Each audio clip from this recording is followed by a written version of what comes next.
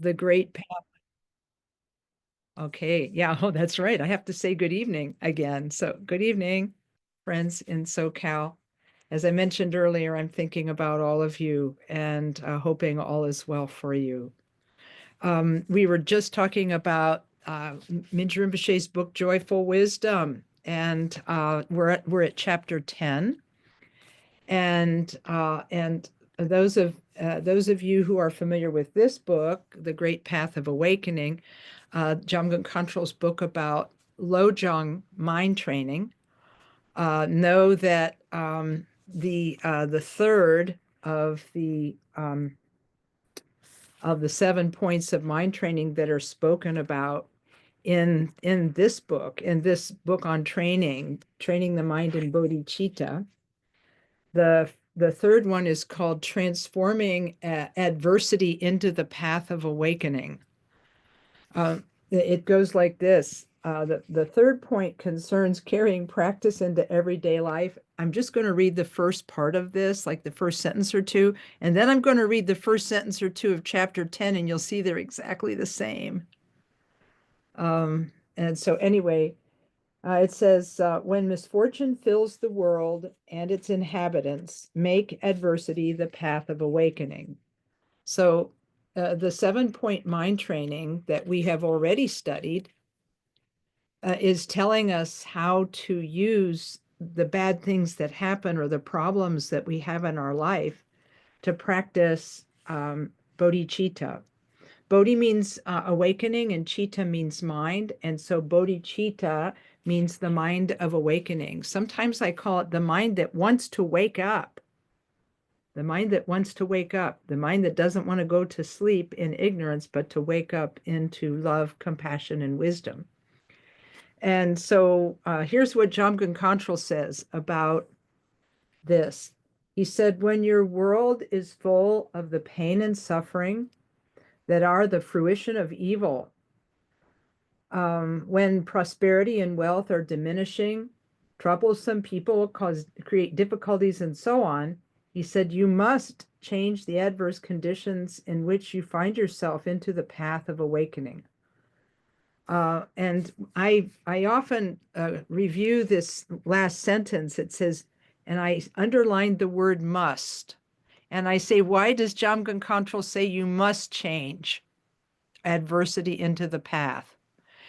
Because if we don't even try to change adversity into the path, that means that we're just going to jump into our habits of reaction over and over again, and we'll strengthen our habits of reaction instead of our habits of dharma. You know, in English, we have that expression, when we react to something rather than responding to it with our brains, if we react to it with our emotions, we sometimes call that a knee-jerk reaction. Like when the doctor touches our knee with the little hammer, and then it makes our knee swing. The idea is that these reactions are programmed in deeply. A lot of our reactions are programmed in very deeply, and we have to try to put ourselves on a different path in order to stop those reactions or transform or change them.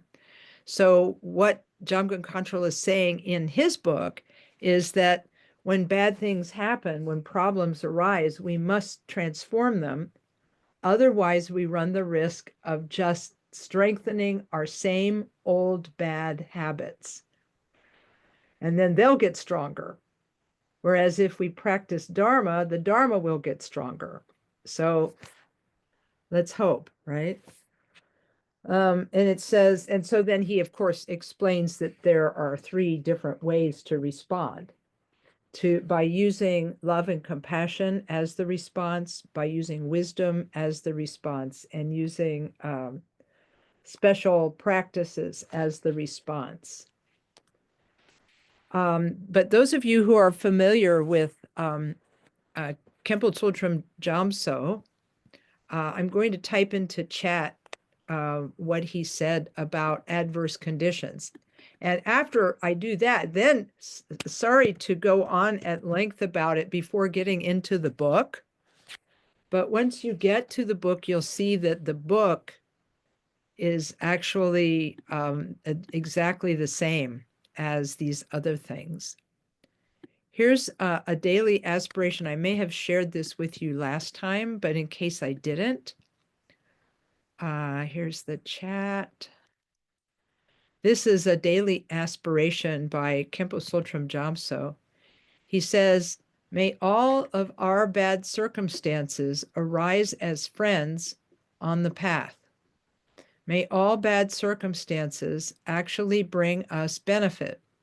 May we realize emptiness, the complete freedom from all elaborations, and as a result of fulfilling these aspirations, may we bring great benefit to all sentient beings. So even if we can't right now imagine taking misfortune as the path, Khenpo Tsultrim has given us this verse to recite as an aspiration, even if we can't right now imagine taking adverse conditions as the path.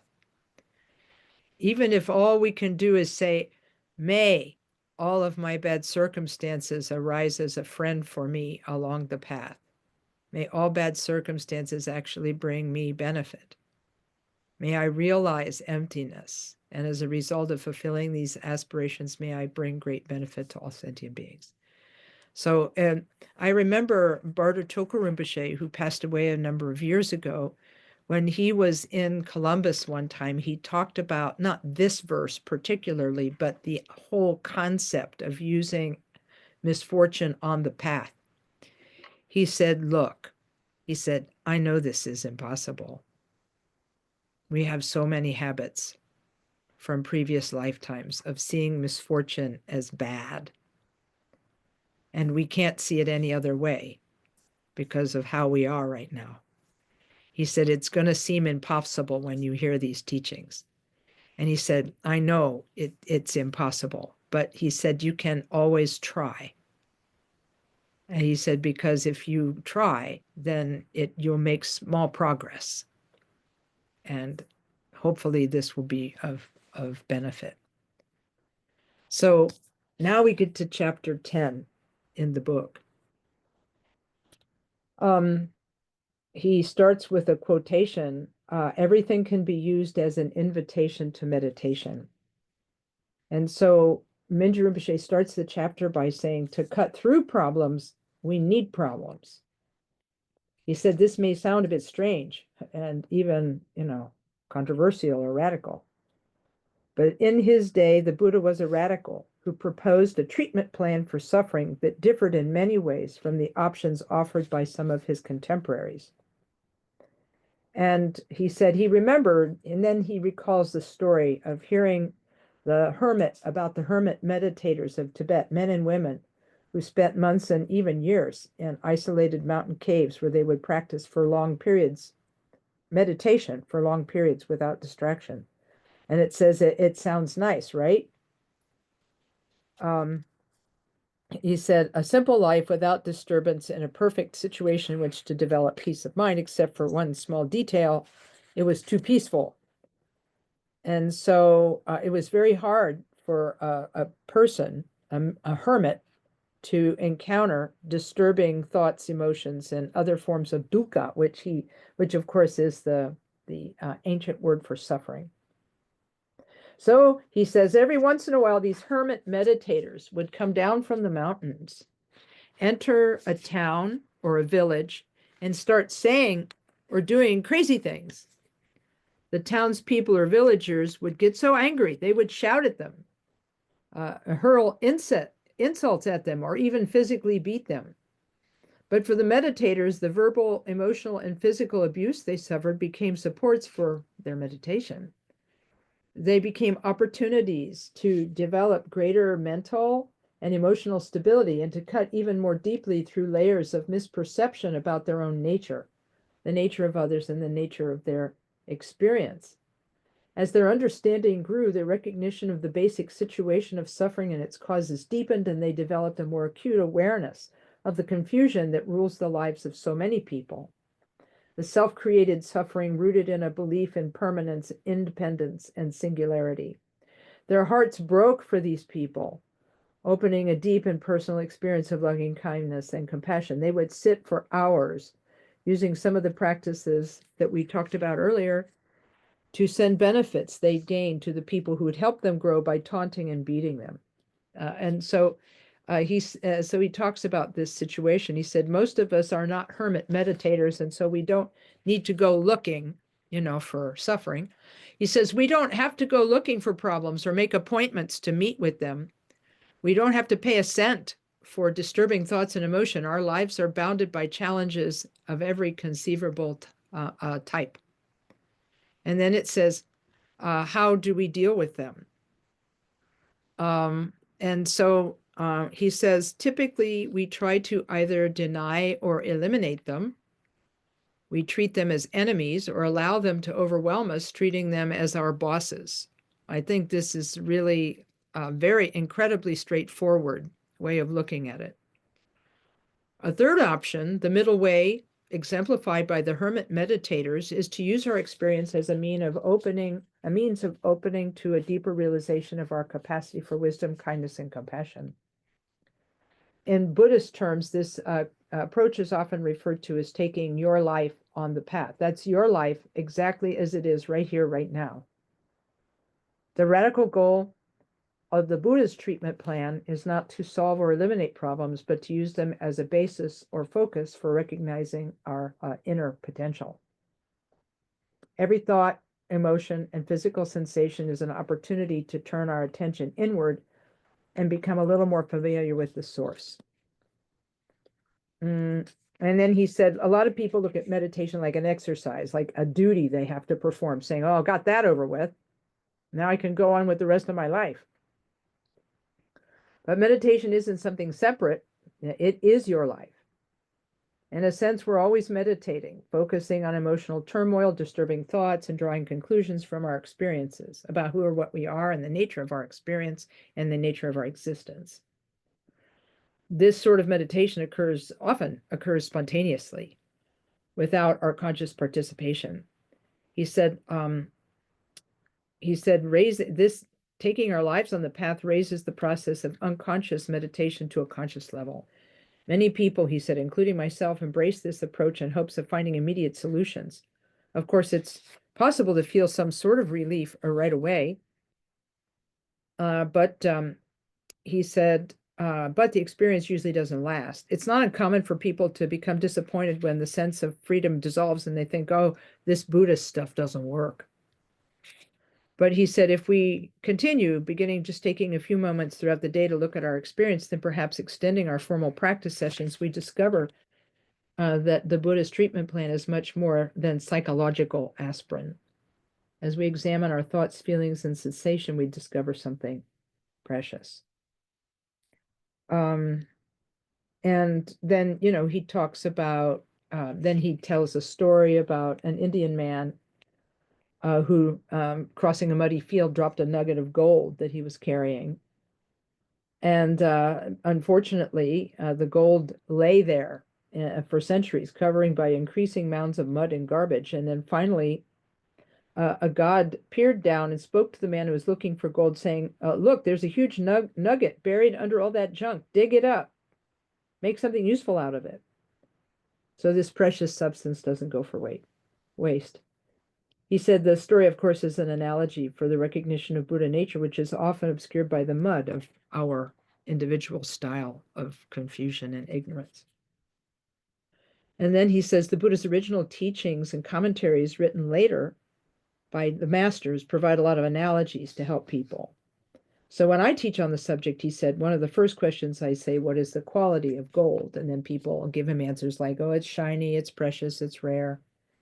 And then I ask a second question. He said, is there any difference between the nugget of gold buried in the mud and garbage for centuries and the nugget that has been unearthed and cleansed of mud? And they say, well, no, because whether it's under the mud or above the mud and cleaned up, it's still gold. Centuries of mud can't change the nature of gold any more than a mental or emotional disturbances can alter our essential Buddha nature. It's there underneath it. And in fact, what's really, really interesting, there's one Dharma teacher who likes to talk about this when they experience their own mental afflictions. They'll use the word Buddha after talking about their mental afflictions to remind themselves that underneath that mental affliction, there's still Buddha nature. So, and I can't remember if this was Pema Chodron or or if this comes from one of her examples from her books. She said that she likes to think of it as like, as she would say, oh, angry Buddha, or upset Buddha, or jealous Buddha, instead of just saying, I'm angry, I'm upset, I'm jealous. And that would be a way for this person to remember their Buddha nature, even in the midst of their suffering.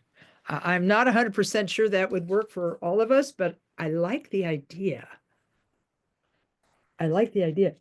He said, he says, for most of us, he said, it's a slow and gradual process to recognize this. It takes time to adjust to new and possibly uncomfortable ideas about our nature.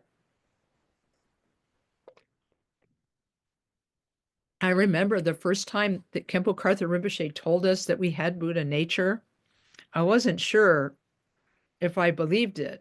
I mean, it was Rinpoche and he was saying it. So yeah, it had to be true, right? Because we trusted what he had to say. But the way he said it was, he said, if only you knew who you really were and what you were capable of. He said, you'd be astonished and amazed. And it's like, wow. And I was like, hearing that, it was like, wow, I have Buddha nature. Wow.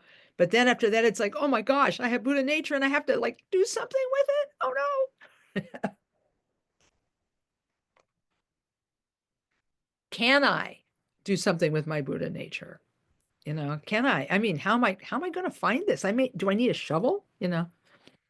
So in any case, Mingyur Rinpoche talks about growing up in a culture that was steeped in Buddhist ideas. And he had a lot of teachers who helped him to come to understand this, that because they've handed down the teachings on Buddha nature from master to disciple and master to disciple throughout ages. He said, yet, even given such auspicious circumstances, it was hard to comprehend my essential nature as being free, clear, capable, and so on. I believe what my father and other teachers said was true, but I just couldn't see it in myself.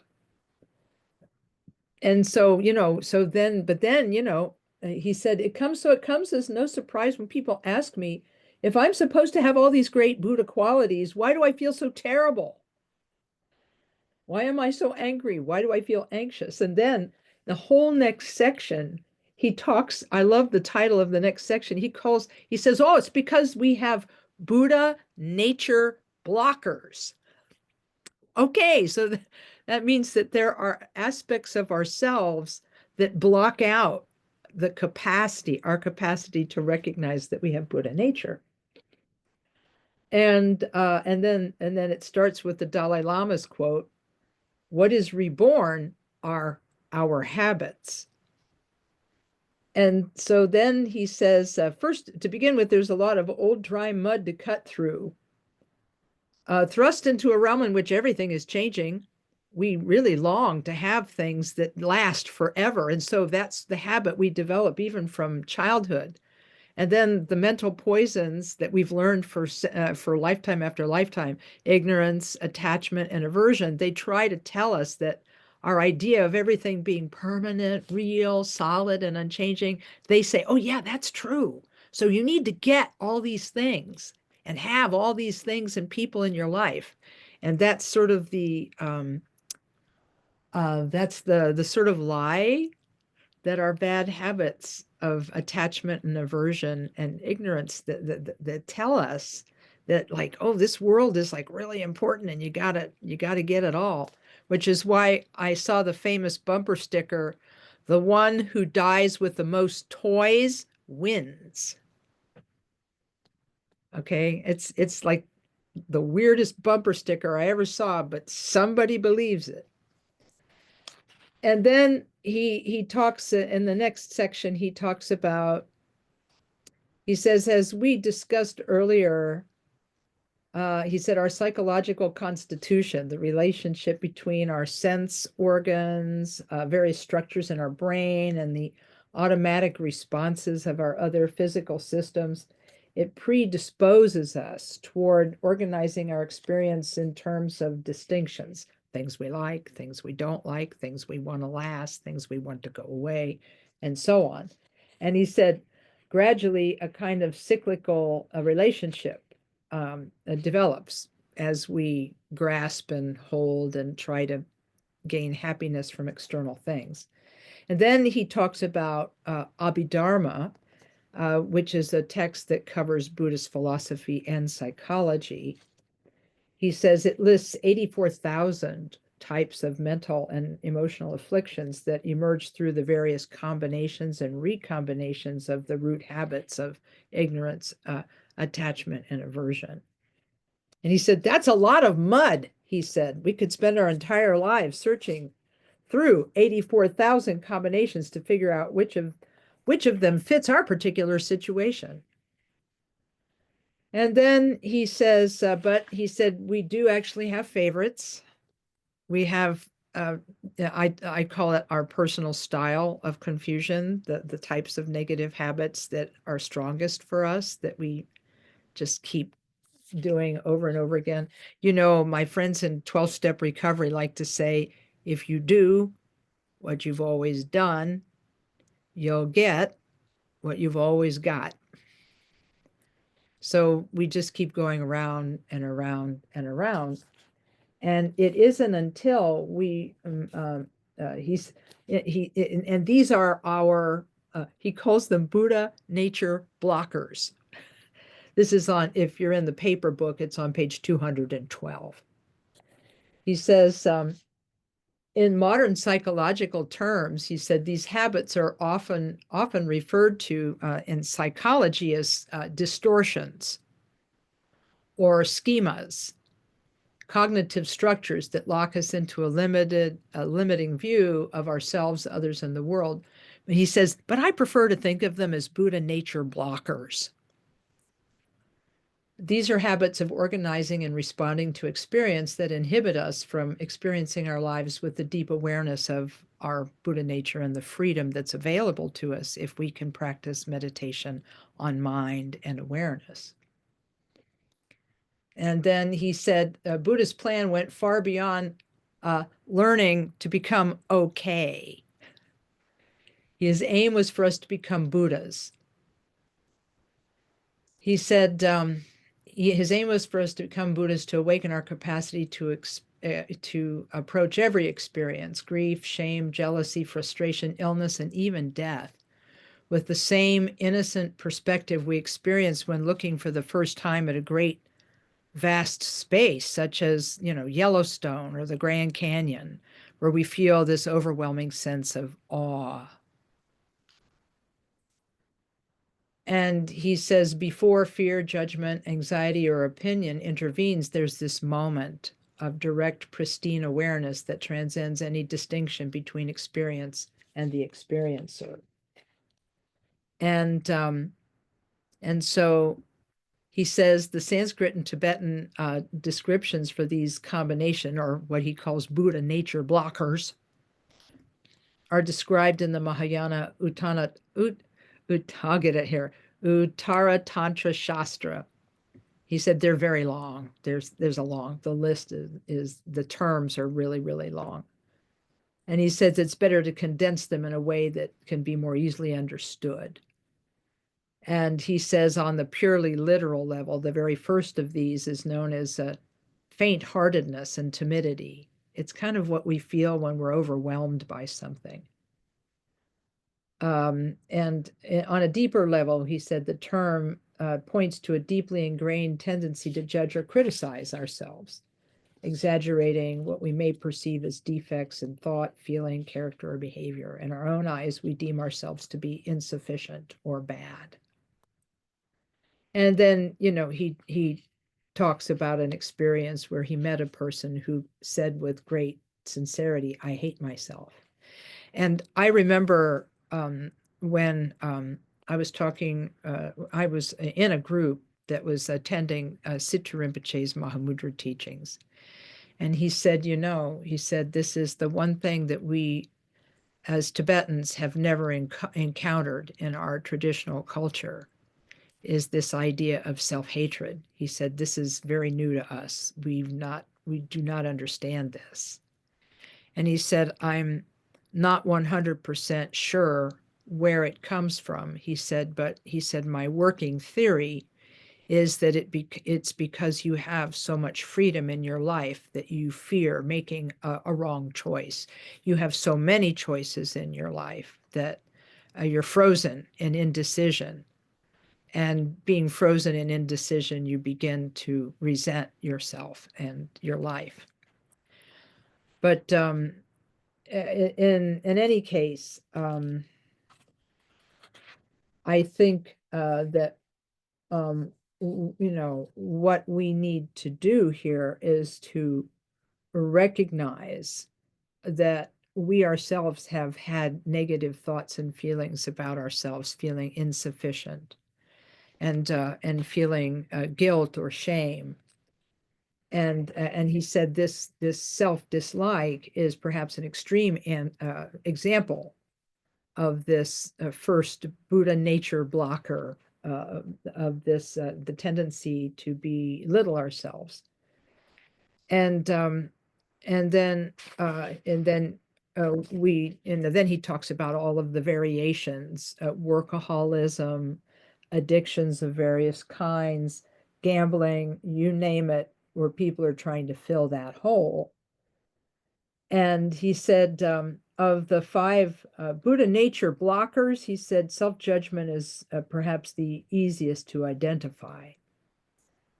And then he goes into examples such as what happens when 2 people fall in love and they sort of forget all of their negativities. They see nothing but perfection in the other person. Then he said, after a few months, imperfections begin to surface. Arguments arise, disappointment and dissatisfaction grow, and each person is starting to think of the other as the bad one, he says.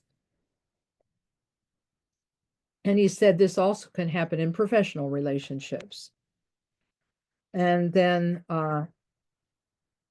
but he says and then he gives several examples of people who suffers a lot because they judge themselves and they judge their situations. And then he says, and at the end of this chapter 10,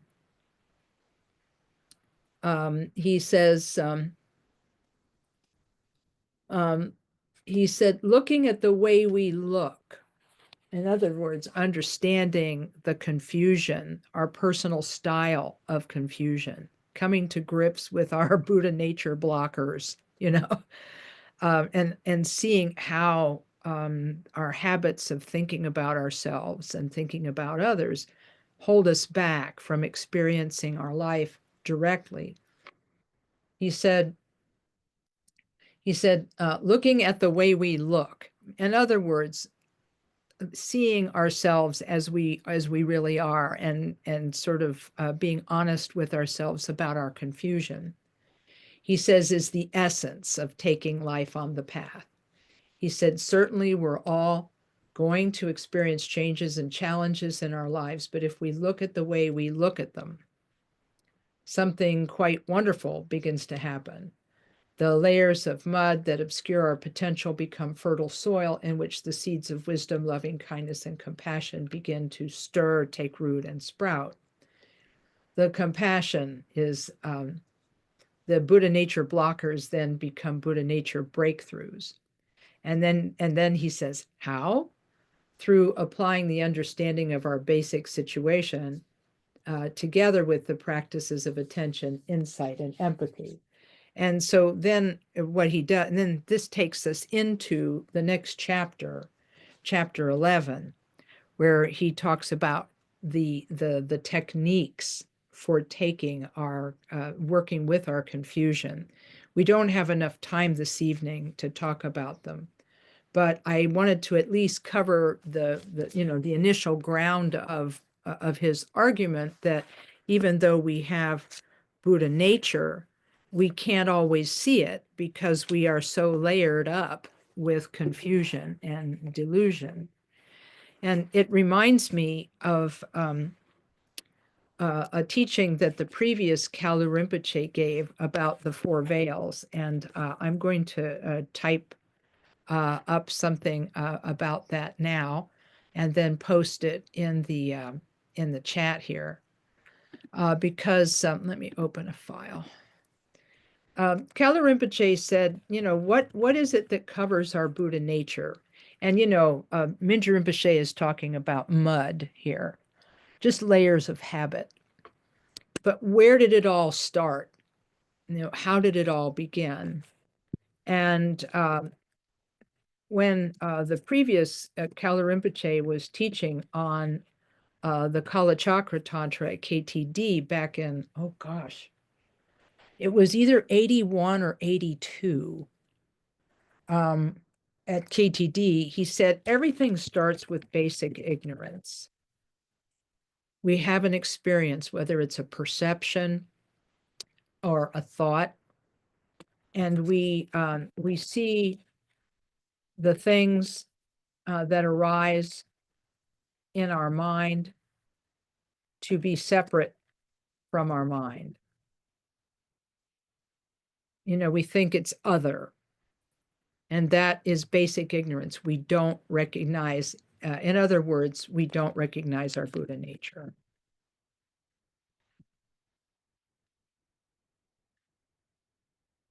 Okay, and so that's the first veil, is this basic ignorance.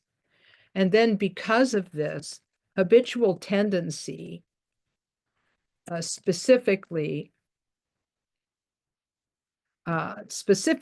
the tendency toward believing in a self,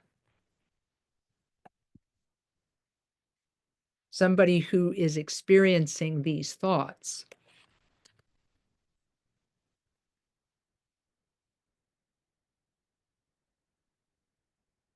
takes over. And we've divided the world in two.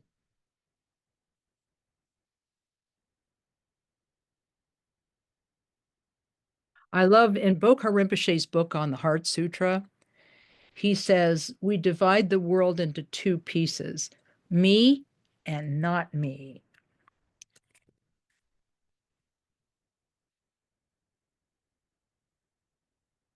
And then this gives rise to the third veil, which is mental affliction, which are the basic, the other two of the three mental poisons, which attachment for things we like and aversion for things we don't like, and bewilderment for everything else.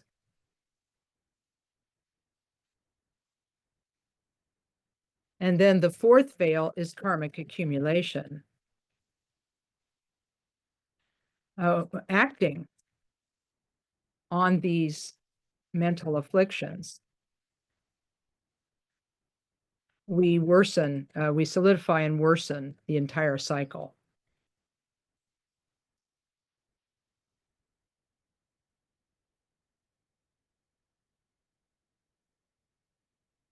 This cycle of confusion. So I'm going to, okay,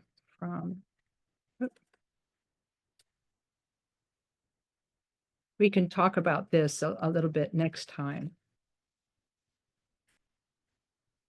But I wanted to type it up so that I could put it in chat here so you could keep it for future reference.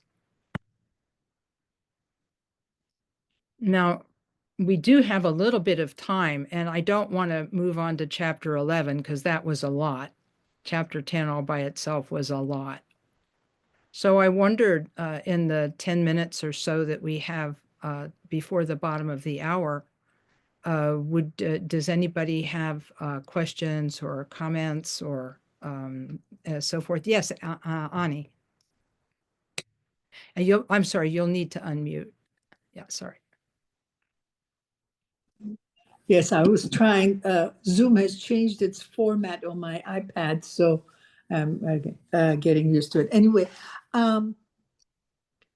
there's this notion that if you have a how shall I put it? Even a positive view of yourself, that you don't, you think that you're okay, then the danger of being an egoist, the danger of seeming, I mean, as children, there's this drumming in our heads of don't be selfish. And if you do want your teddy bear and you do get angry, someone else is playing with your doll, then you're selfish, you're a bad girl or bad boy, whatever. Yeah. So it seems like a contradiction. Mm-hmm. Right. Right. How does one, is there a sutra that addresses this issue? The 84,000 teachings. I know. Right. I know. Right. It's, yeah. Here's kind of, I know. And here's the deal. We were not, I don't know about you, but we were not raised by Buddhas. I don't know if this is news to you. We were raised by confused people who were doing their best, and they were trying to teach us what they thought were societal norms. But there's nothing wrong with being unselfish, okay? There's nothing wrong with being unselfish. In fact, it can be a really good thing. But how we get taught that and how we internalize that can be a little bit messed up. And I think you see what I'm saying? It's like, we're not Yes, raised, yes, but in the Tibetan culture, which is primarily a Buddhist culture, yeah. is there no notion of this sense of if I'm not humble, or if I don't have a negative view of myself, that means I'm being overly, okay. Yeah. Yeah. I mean, Pema Chodron talks about this in one of her books. She says, look, you have to have healthy self-esteem before you can go on to egolessness. I mean, so she's firmly of the opinion that we need a positive self-image, right? And then once we get a positive self-image, then we can go beyond that. See, when we have to have health, we have to have mental health first. And then when we have mental health, then we can start from there. But if we start from a place of a deficit of self-esteem, then we actually have to build things back up, build our self-esteem back up so that we can then go be farther. And then knock it back down. Well, let's put it this way, take it down to a proper size. Because if we look at what the Buddha taught, it was a middle path. And human beings don't do middle. We just don't. We extremes, we got that. Extreme this, extreme that, we got it. But if you try to talk about nuance and like you need to share. You need to share. It's important to share. That's a value for us, is sharing. Sharing is caring, but then we punish kids if it's not like, what are they learning? So we because we're not raised by Buddhas, we have to sort of figure it out, and it takes us a long time. A few lifetimes. Yeah, because and here's the thing. Lama Karma, he said, Lama Karma Drodol, who, by the way, is coming to Columbus. I need to put this little commercial in here, and then I'll get back to your question, Ani. But yeah, but a little commercial. Lama Karma is teaching in Columbus, February 7, 8, and 9. And basically he's teaching on something I've never heard taught before. It's called a song to inspire practice. A song to inspire practice. And it's by Khenpo Gongshar Wangpo. I'll type his name in here. And you guys may remember this because he's the one who taught the Mahamudra text or wrote the Mahamudra text, Naturally Liberating Whatever You Meet, that Khenpo Karthar Rinpoche taught there in SoCal, maybe 10 years ago, somewhere between 5 and 10 years ago. And he said, this was written by Khenpo Gongshar Wangpo in like 1958 or 1959, before, the communists came and took over the country and started hurting people. And he said there was a lot of despair and sadness among people at that time. And this song he spoke this song, Khenpo Gongshar spoke this song so that people would be able to overcome their sadness.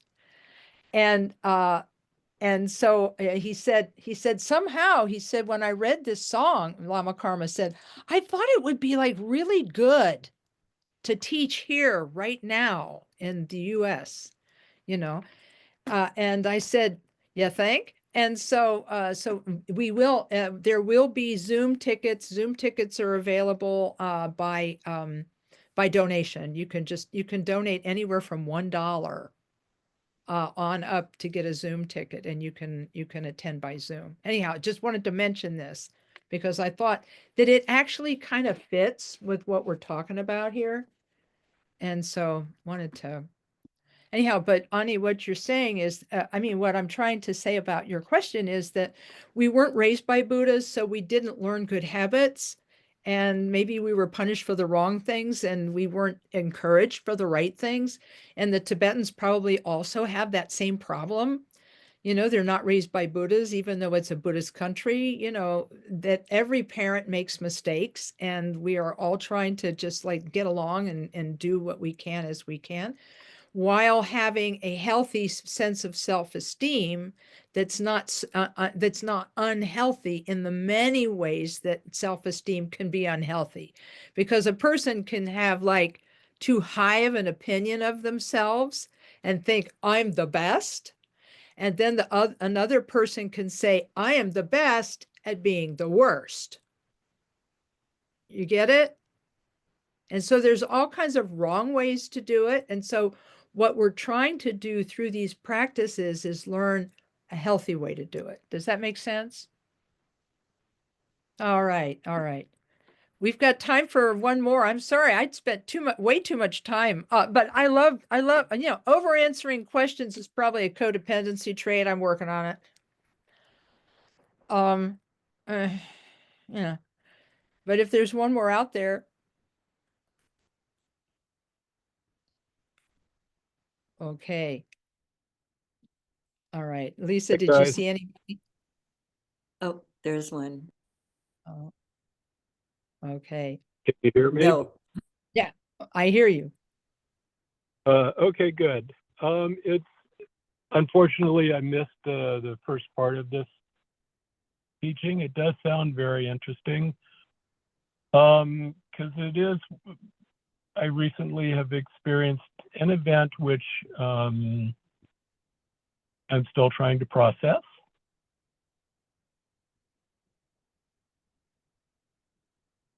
And when you, there are so many parts to it, you know.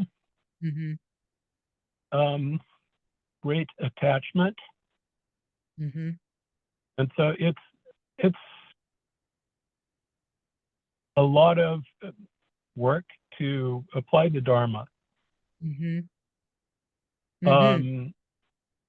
Because we have teachings that say, for example, I mean, for the phrase you read or said a little while ago about when you were talking about Khenpo Kartar and his comments on, you know, what the experiences, the realizations we'd have if we only knew our correct, Oh, yeah. our Buddha nature. Yeah. And that moment of just perceiving an event Right. before we think to it and seeing it as it is and appreciating it as it is. Yes. That would be really wonderful. But I think for me, you know, there are elements of attachment.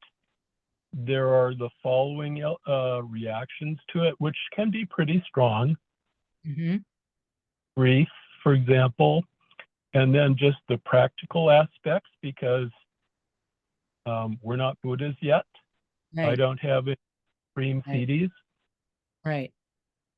So there's an awful lot of stuff that may have to be dealt with after you experience this event as a human. Right. So it's a lot of work to apply Dharma. Right. And, you know, and if you joined a little late, there were two things I shared early. One was Bardo Rinpoche's statement that for most people, we can't do this. He said it's impossible to take great loss on the path. He said if you have really, really bad things happen to you, he says it's virtually impossible to take it on the path, because he said we're so you know, confused. We've been in samsara for so long that he says it's virtually impossible to take some of the bad things that happen to us on the path. He said, but even if all you can do is say something to the extent of, may no one suffer like I am suffering, you know, that's even just a tiny bit of aspiration. He said maybe for maybe for a really bad situation, that's all you can do. And then I also shared the aspiration from Khenpo Tsultrim Jamso. I don't know if you have continuous chat here, but at the very beginning, there's something that I put in called a daily aspiration, where Khenpo Tsultrim said we could say words like, may all of our bad circumstances arise as friends on the path. Is that in the chat? If not, I can put it in again. I'm on a phone, so I don't see the chat. Okay. Then We can send I'll ask someone here to please text it over to you. I see your phone number is here. So if someone, your phone number is coming up, a 310 number. Yeah.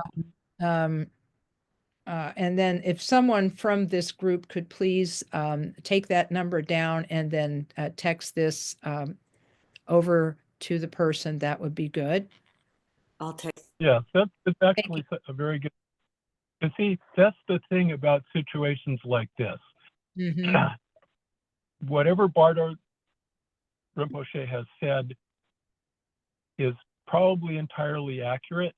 On the other hand, if we've been listening to teachings and attempting, at least, to introduce the Dharma to our lives, there are some things that, given patience, a little effort, inspiration, whatever, they may pop up and allow us to start dealing with really significant events. But, you know, it's the difference having no tools at all. This thing has happened. I can't deal with it, versus, hey, I've heard some things about it, and here's some things I think I can do. Right. Exactly. Because it's not like we're totally without tools, but they may have been sort of kicked away from us a bit by the circumstance. And we just need to find our way back to them. And, you know, there's the famous story that's told about Marpa, the translator, who was widely held to be an enlightened being, that he wept bitterly when his son died. and his students gathered around him and said, well, Guru, you told us that all is illusion. Why are you weeping? And he is, is said to have said, oh, my son, he was a super illusion, you know. So, so even these beings who we consider to be awakened fall into these patterns. And because, I mean, there are some things, and as Bardo Rinpoche said, these are too great to bear. There's so many Yeah. things that happen that are just too great. But I really appreciate what you're saying about feeling as though you have a means to take hold of what's happening and make Mhm. aspiration, nothing else, right? Yeah, I have the tools. It's coming up with the time and effort to apply them. That's the real challenge right now. Mm-hmm. Yeah, and and somebody explained who was speaking, and so I understand the situation a little better now. And I remember when, yeah, we went through something very similar to this in Columbus in January of 2016 when an arsonist set fire to our building, and and we, it was a total loss. Yeah. So, yeah. So I understand the situation from experience, and I remember Rinpoche, encouraging us to try to, help each other and support each other, through it emotionally, and Yes, that's yeah. oh, Yeah. well, So thank you very much. yeah, and so I'm, at the beginning, at the top here, before you joined, I was saying, that I'm doing prayers, and this is, because I can't solve a problem, but I can be present in whatever way is helpful. Mm. Well, thank you very much. Anything is appreciated. Yeah, and sending goodness, here and now, to you and to everyone. I'm so Mhm. glad that the life is safe. Your life is safe. Yes, if it were not, it would be hard to practice the Dharma. Yeah. Yeah, no. But encircling you and all there with goodness on this. I'm glad you're here. Well, thank you very much. Hey, I'm glad you're there. Yeah. I understand. I understand. Well, I think because of time we'll have to close here, but this prayer that they're going to send to you via text is something that's helped me in difficult situations, and I'm available if you'd like to chat. Oh, well, thank you very much. Yeah, and meanwhile, sending goodness to everyone, and would like at this point for all of us to sort of gather ourselves in the goodness that we've experienced in each other's presence tonight, and dedicate that to all who are hurting tonight, regardless of where or when or for what reason, and make the aspiration that all beings are free from suffering and come to goodness in some way. There's a prayer that we recite at the conclusion of our Dharma talks in Columbus, and I'll recite that now. And it goes like this: through this merit, may all achieve the omniscience of Buddhahood. May it defeat our common enemy, wrongdoing. from the stormy waves of birth, old age, sickness, and death, from the ocean of samsara. May we free all beings. May we free all beings. May we free all beings. All right. Thank you, everyone. Thank you, Lama Kathy. Please be well. We'll see you next month. Thank you so much for being here. And Bruce, do you want to stay on, or do you want to share with